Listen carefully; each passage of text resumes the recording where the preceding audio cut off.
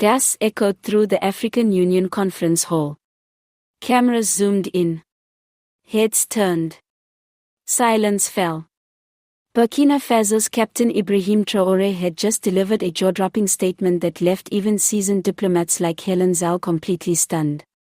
What did he say? And why is the world now watching Burkina Faso more closely than ever? The African Union Summit was meant to be just another routine gathering of leaders, speeches, handshakes, empty promises. But this time, it was anything but. Captain Ibrahim Traoré, the young, bold, and unapologetically anti-imperialist leader of Burkina Faso, came prepared, not with a speech written by advisors, but with truth, fire, and fury. As delegates whispered in circles and diplomats made polite nods, Traoré leaned into the microphone, stared down the room, and unleashed a truth bomb no one saw coming. Africa will never be free until we stop begging those who enslaved us to liberate us. We will not trade our sovereignty for aid, and we will not bow to institutions that exist to control, not support, the African people. The room went dead silent. Even Helen Zelle, a respected AU official and known advocate for diplomatic engagement with Western partners, was visibly caught off guard. She had just made a call for increased cooperation with Western allies to strengthen democracy and economic growth in the Sahel. But Traoré wasn't having it. We urge leaders in the Sahel region to work closely with international partners to restore democratic processes and open channels for developmental aid. But Traoré saw it for what it was, coded language for foreign control, dependency, and a continuation of neocolonial manipulation.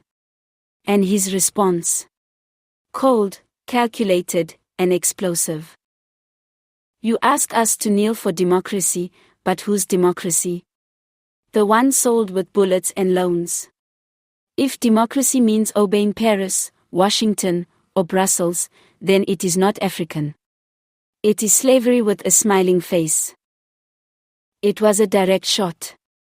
Not just at Western powers, but at African leaders and AU officials who, in his eyes, have become puppets of a foreign agenda. Helen Zelle, trying to interject, was waved down by the moderator as murmurs and some applause rippled through the hall. For some, it was offensive. For others, particularly the younger generation, it was electrifying. Social media exploded with hashtags like #TraoréTruth, #AfricaStandUp, and #NeocolonialismMustFall. In Ouagadougou and across parts of Mali and Niger, watch parties turned into celebrations.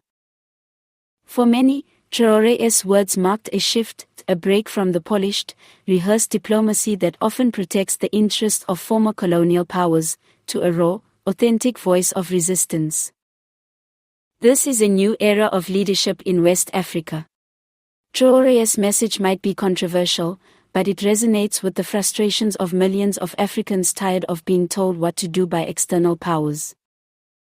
Traoré didn't just make a speech, he made a statement. And he's not alone. The Sahel alliance between Burkina Faso, Mali, and Niger is growing stronger by the day, all united in rejecting what they call puppet diplomacy. Helen Zelle, though respected, found herself on the receiving end of a generational and ideological clash that exposed the deep cracks within the African Union itself. We are not anti-West. We are pro-Africa. We will talk, but not from our knees. Africa must rise, not by permission, but by power. What happened at that AU conference was more than just a confrontation, it was a warning. The age of silence is over. The age of African submission is being rewritten by voices like Ibrahim Traoré's.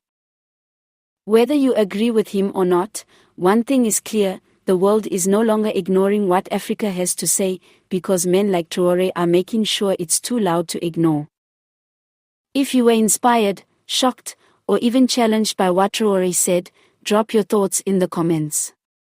Should more African leaders speak like this?